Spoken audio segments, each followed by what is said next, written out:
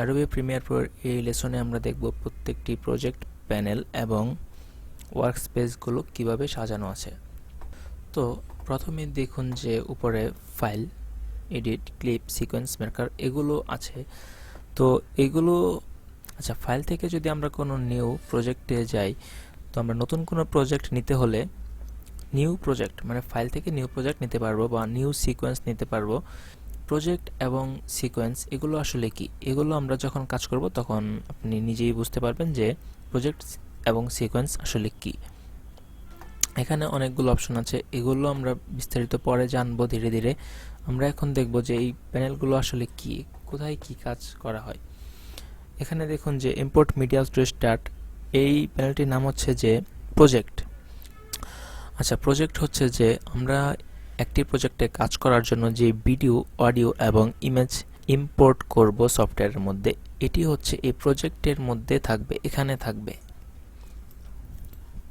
এবং libraries, media browser, effect এগুলো হচ্ছে যে আমরা এই প্রজেক্টে কাজ করার সময় ভিডিওতে এবং অডিওতে যে ইফেক্টগুলো ইউজ করবে সব ইফেক্ট এখানে আছে।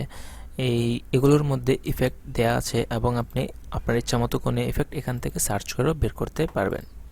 ধরুন যদি এই হঠাৎ করে আপনার এখানে এই প্যানেলটি ডিলিট হয়ে গেল, মানে আপনি এটি পাচ্ছেন না, তারপর ইফেক্ট এটিও ডিলিট হয়ে গেল, এখন তো আপনি হতাশ হবেন যে আসলে আমার এই প্যানেলটি কোথায় চলে গেল, আমি এগুলো এখন কিভাবে পাবো।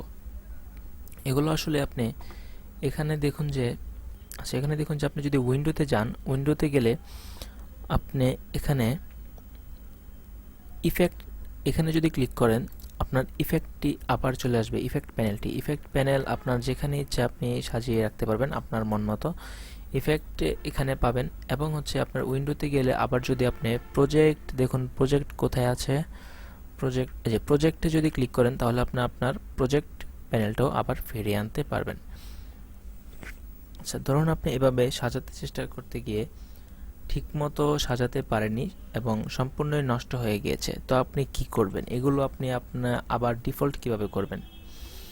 উইন্ডোতে গিয়ে ওয়ার্কস্পেসে যাবেন এবং নিচে দেখুন রিসেট টু সেভ লেআউট, এই লেআউট আপনার যে ওয়ার্কস্পেসটি ছিল এটি আপনি আবার রিসেট করতে পারবেন। রিসেটে দিলেই দেখুন আপনার সব কিছু আগের মতো হয়ে গেছে, এখন আপনি আবার কাজ শুরু করতে পারবেন।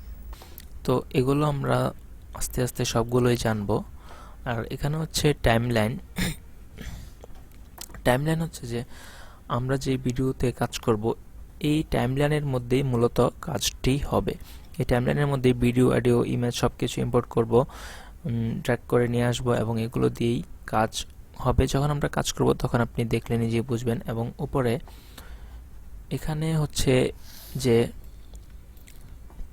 আমরা যে সিকোয়েন্সে কাজ করব, সিকোয়েন্সের যে ভিডিও আউটপুটটি এটা আমরা এখানে দেখতে পাবো। এবং আমার যেই ভিডিওটা নিয়ে আসবো এটি যদি আমি ওপেন করি তাহলে এখানে সোর্স ক্লিপের মধ্যে আমরা একটি ভিডিও দেখতে পারবো এবং যে কোনো ইফেক্ট ইউজ করলে ইফেক্ট কন্ট্রোল থেকে আমরা এটি কন্ট্রোল করতে পারবো। এবং অডিও ক্লিপ এরকম আরও অনেকগুলো প্যানেল আপনি উইন্ডো থেকে পাবেন, যেগুলো আপনি কাজ করতে আপনার সুবিধার্থে আপনি নিয়ে নিতে পারবেন। এখানে আমরা ধীরে ধীরে এগুলো সবগুলো সম্বন্ধেই আলোচনা করব। এবং এখন যেটি দেখাবো যে এই যে উপরে assembly, editing, colour, effect, audio এগুলো আসলে কি। যদি এরকম হয় যে আপনি এখন ভিডিও এডিটিং করবেন, যেগুলো বেসিক এডিটিং, ধরেন যে ভিডিও কাটবেন তারপর সিকোয়েন্স ওয়াইজ সাজাবেন, আপনার ইচ্ছা মতো কাটাকাটি করবেন, তো এডিটিংয়ে থাকলেই আপনার এভাবে সুবিধা হবে। অ্যাসেম্বলি এটি হচ্ছে যে এখানে যদি আপনার প্রজেক্টের মধ্যে যদি অনেকগুলো ফাইল থাকে, যে ভিডিও অনেক বেশি, ইমেজ কোনটা এখানে নিয়ে আসবেন, এখানে সরাসরি এখান থেকে টাইমলাইনে আনবেন এবং এখানে শুধু একটা মনিটরের মধ্যে আপনি সিকোয়েন্সটি দেখতে পারবেন এবং সোর্স আপনার যদি প্রয়োজন না হয় এটি না ওপেন করে শুধু এখানে দেখতে পাবেন। এবং কালারে গেলে আপনার যখন মনে হবে যে এখন আমি কালার নিয়ে কাজ করব বেশি, তখন এই কালারটি যদি আপনি সিলেক্ট করে রাখেন, যে দেখুন এই দিকে একটি লুমেট্রিক কালার নামে একটি প্যানেল চলে এসেছে।